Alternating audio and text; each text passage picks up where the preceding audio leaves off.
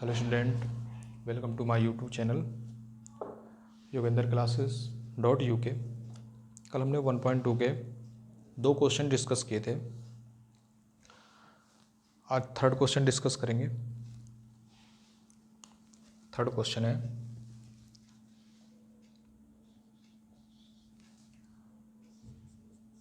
Exercise 1.2। Second question है, एक second,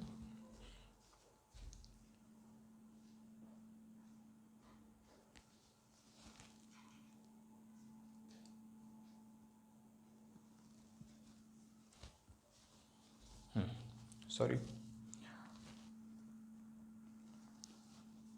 exercise 1.2 का third question. Find the HCF and LCM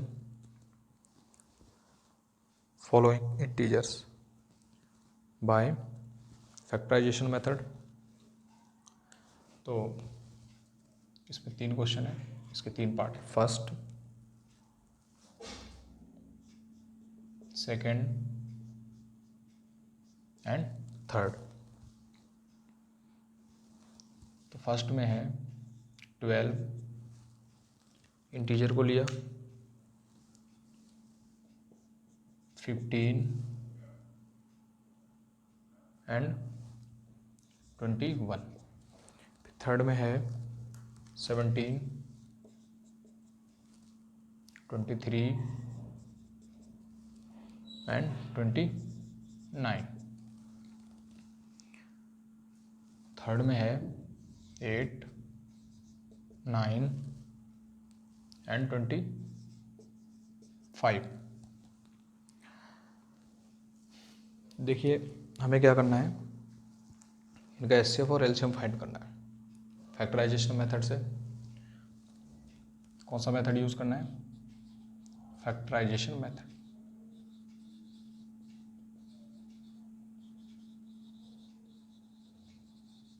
factorisation method apply करना है आपको। तो आपको तो पता ही है, हमने अभी तक इतने सारे क्वेश्चंस कर लिए हैं, तो आपको जो है फैक्टराइजेशन मेथड के बारे में पता चल गया होगा। तो 12 को कैसे करेंगे? 2 × 2 × 3। इसको कैसे करेंगे? 3 × 5। इसको कैसे करेंगे? 3 × 7। इसको कैसे करेंगे? 1 × 17, 1 × 23, 1 × 29। क्यों? क्योंकि सारे प्राइम नंबर है। इसका क्या हो जाएगा? 2 × 2 × 2। इसका क्या हो जाएगा? 3 × 3। इसका 5 × 5 हो जाएगा।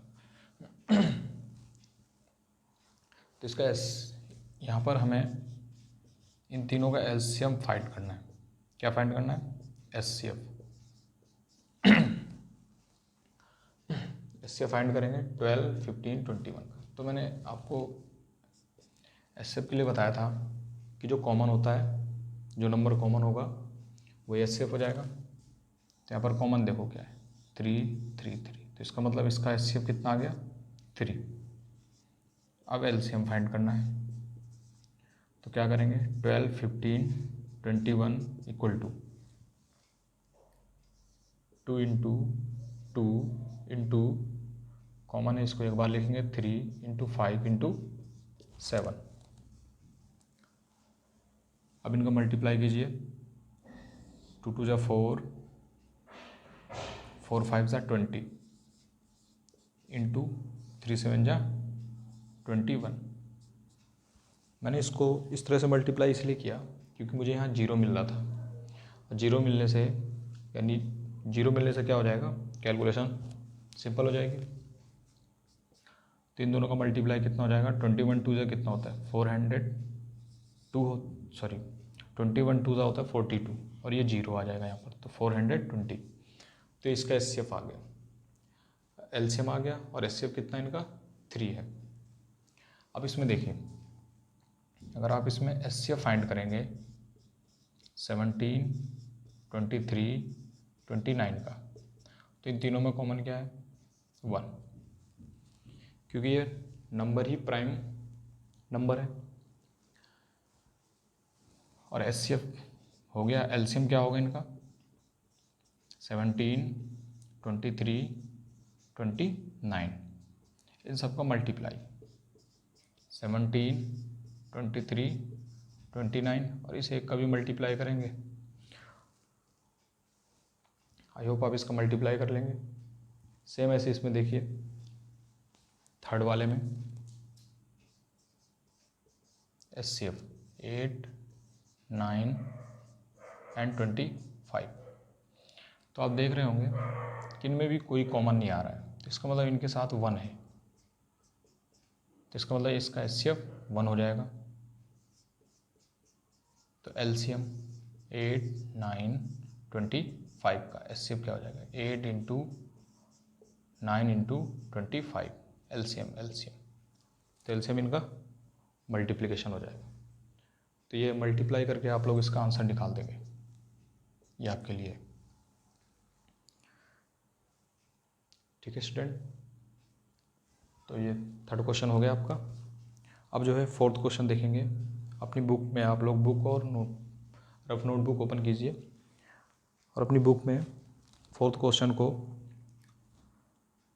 5 सेकंड तक पढ़िए ज़रा।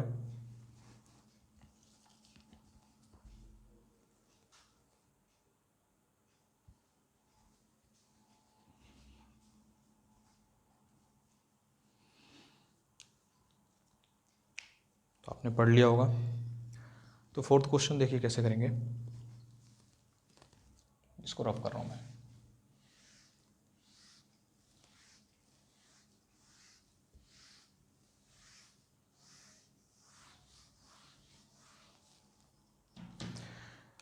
फोर्थ क्वेश्चन में क्या गिवन है आपको 2 नंबर का HCF गिवन है। HCF 306 एंड 657 गिवन है। कितना है 9, और आपको फाइंड करना है LCM 306 एंड 657 का LCM फाइंड करना है। तो कैसे फाइंड करेंगे, तो इसके लिए मैंने आपको कल एक फॉर्मूला बताया था। क्या था वो फॉर्मूला कि A into B equal to HCF of A into B into LCM of A into B. आपको ये बताया था मैंने A comma B, A into B equal to HCF of A comma B into LCM of A comma B. तो जैसे ही आपको 2 number given है, उनका HCF दिया है और LCM फाइंड करना है, तो तुरंत आपके दिमाग में ये रिलेशन आ जाना चाहिए कि हमने ये रिलेशन पढ़े थे HCF और LCM और उन 2 नंबर के मल्टीप्लिकेशन के बीच में। तो हम लोग क्या करेंगे, A और B की वैल्यू रखेंगे। ये A है और ये B। तो A कितना है 306 इंटू B कितना है 657 इज इक्वल टू HCF कितना गिवन है आपको 9 इंटू LCM फाइंड करना आपको 306, 657 का ये फाइंड करना है। तो 9 इसके डिवाइड में आ जाएगा, तो 306 into 657 upon 9 equal to LCM of 306, 657 ऐसा हो जाएगा। अब क्या करेंगे, आप इसको डिवाइड कर लीजिए। तो इसको डिवाइड करते हैं, 9 3 जा 9 3 जा 27, 3 आ गया, 9 4 जा 36 हो जाएगा। तो 657 मल्टीप्लाई 334 इक्वल टू LCM 306, 657। इसको सेपरेट करके लिख दीजिए। तो LCM 306, 657 इक्वल टू मल्टीप्लाई करना आपको। तो कैसे करेंगे, 657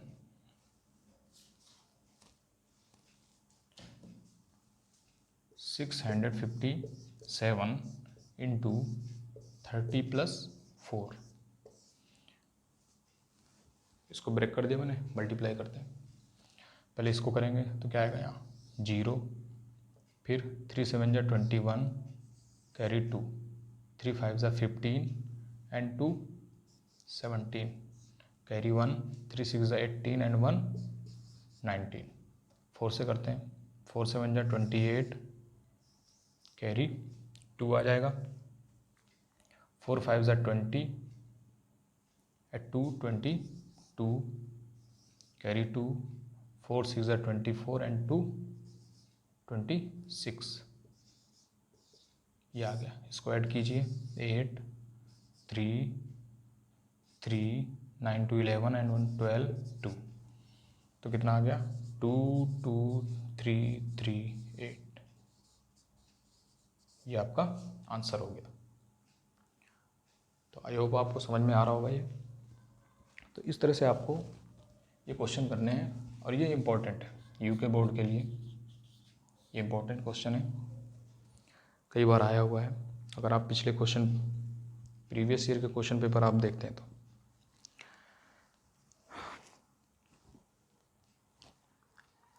अब जो है 5th क्वेश्चन पढ़िए अपनी बुक में, पढ़िए 5th क्वेश्चन, देखिए आपको क्या समझ में आ रहा है, क्या फाइंड करना है हमें।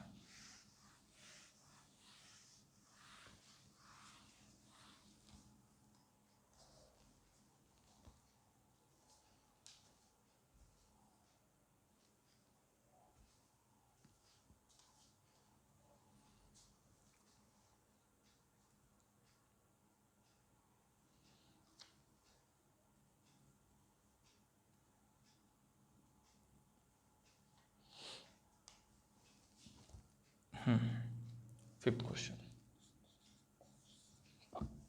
क्या दिया है, 6n दिया है, सेम वही कि आपको इसमें बताना है कि इसका यूनिट डिजिट 0 होगा या नहीं होगा n के लिए। तो क्या करेंगे, इसका फैक्टर करेंगे हम, 2 × 3n। तो किसी भी नंबर के यूनिट डिजिट 0 कब होगा, जब उसके प्राइम फैक्टराइजेशन में, प्राइम फैक्टर में 2 और 5 का पेयर मिलेगा। अगर एक पेयर मिलेगा तो 1 0 होगा, 2 पेयर मिलेंगे तो 2 0 होंगे। तो क्या यहाँ पर पेयर मिला आपको, नहीं मिला, यहाँ केवल 2 और 3 है, 5 तो है नहीं। तो इसका मतलब आप n की कोई भी पावर रख लीजिए, आपको कभी भी 0 नहीं मिलेगा। देखिए अगर हम n1 रखते हैं 1 पावर तो क्या मिला 6, अगर 2 रखते हैं तो क्या मिलेगा आपको 36 मिलेगा। अगर आप 3 रखेंगे तो क्या मिलेगा आपको 216 मिलेगा।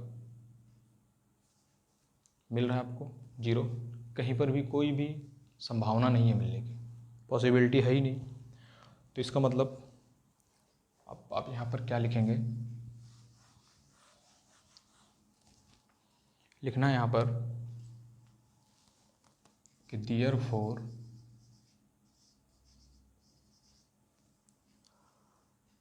prime factorization of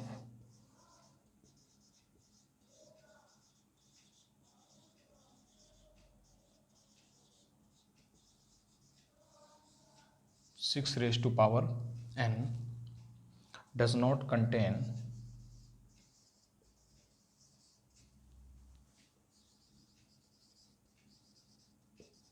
does not contain 5 as a factor,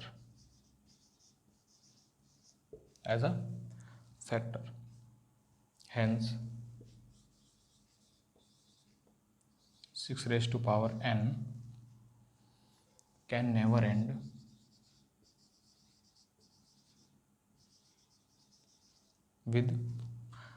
with unit digit 0, with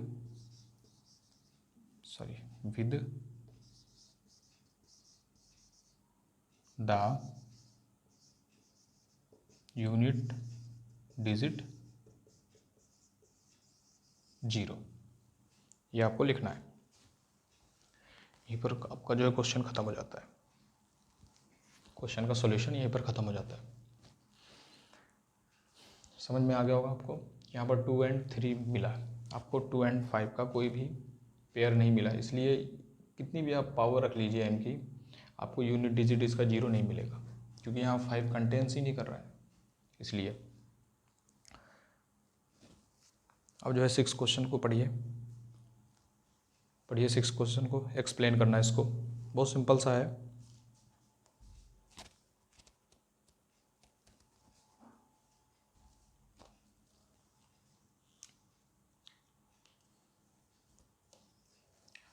रब कर रहा हूँ इसको मैं।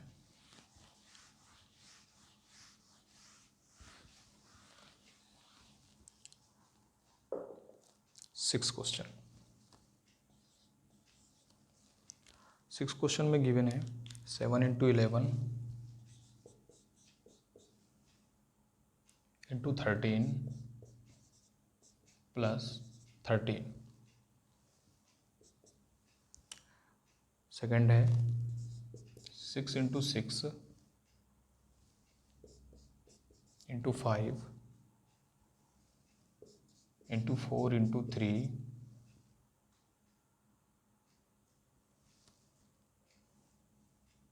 × 2 ×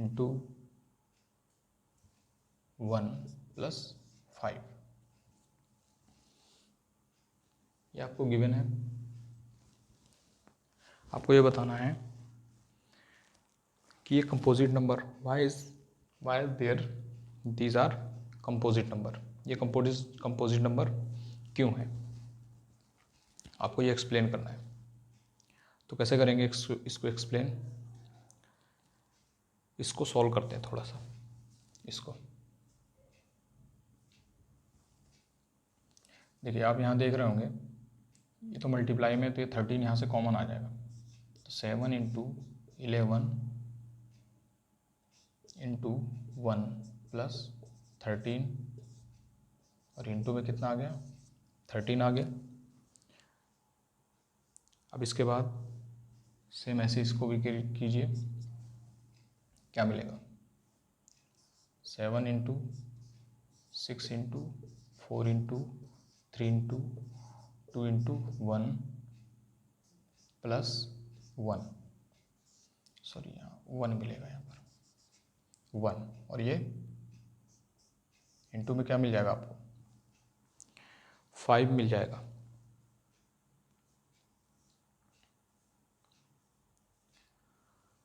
तो देखिए यहाँ पर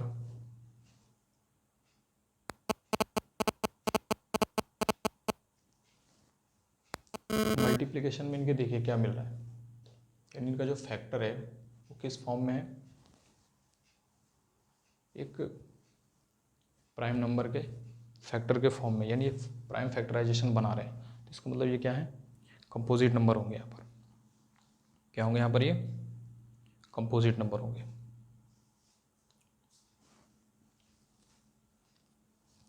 तो क्या करेंगे आप यहाँ पर,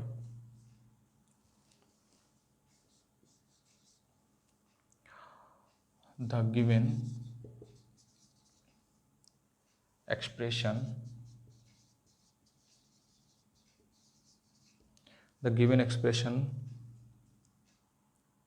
has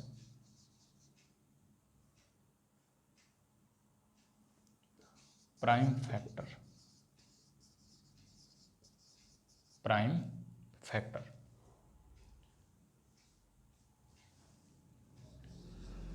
hence both are composite number।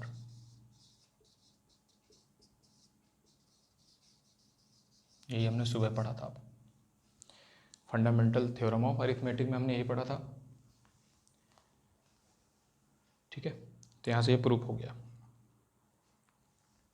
अब देखिए 6 क्वेश्चन को देख लेते हैं, सॉरी 6 तो हो गया, 7th को देखिए। अगर इसमें आपको कोई डाउट होगा तो आप कमेंट बॉक्स पर कमेंट कीजिएगा। 7th क्वेश्चन है,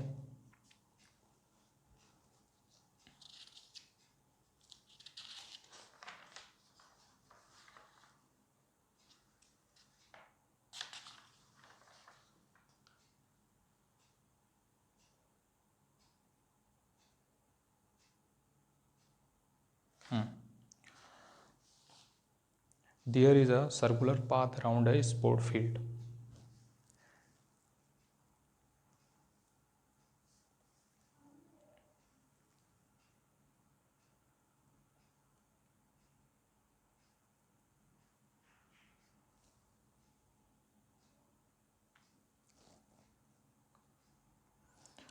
Sonia takes 18 minutes to drive one round of the field while Ravi takes 12 minutes for the same.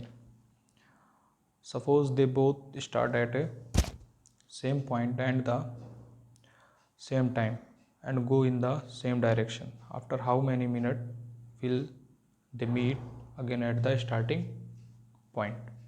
मतलब ये है कि दो लोग हैं, एक तो सोनिया है और एक रवि है, किसी मैदान का चक्कर लगा रहे हैं फील्ड का। तो एक 18 मिनट में कंप्लीट करता है और एक 12 मिनट में। तो आपको वो टाइम बताना है कि how many time they are meet, कितने समय के बाद वे दोनों एक दूसरे से मिलेंगे। तो क्या हो जाएगा, Sonia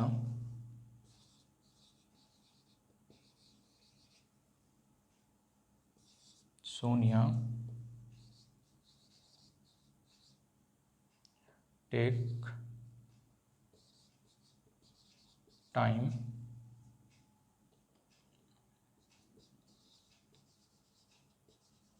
18 minutes and Ravi takes time 12 minutes। तो जब भी ऐसा क्वेश्चन पूछा जाए कि वो दोनों कितने मिनट के बाद एक ही पॉइंट पर मिलेंगे, तो हमेशा एलसीएम फाइंड करना आपको। तो एलसीएम फाइंड कर लीजिए इन दोनों का। तो एलसीएम ऑफ 18 एंड 12, तो क्या आ जाएगा, 18 एंड 12 का एलसीएम कैसे फाइंड कर लो। 2 9 जा, 2 6 जा, 9 3, फिर 3 से 3 3 जा 9, 3 1 जा 3, 3 1 जा 3। तो 2 इंटू 2 इंटू 3 इंटू 3, 2 2 जा 4, 4 3 जा 12, 12 3 जा 36 मिनट, यानी 36 मिनट के बाद वो दोनों किसी एक पॉइंट पर मिलेंगे एक साथ,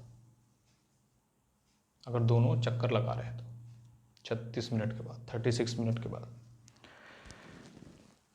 तो आज आपकी ये एक्सरसाइज कंप्लीट हो गई 1.2। कल हम 1.3 डिस्कस करेंगे, फिर इसके बाद 1.4। तो आपका ये चैप्टर फिनिश हो जाएगा। आई होप आपको ये क्लास समझ में आई होगी। कोई भी आपको डाउट है तो प्लीज़ कमेंट बॉक्स पर कमेंट कीजिएगा। Thank you class.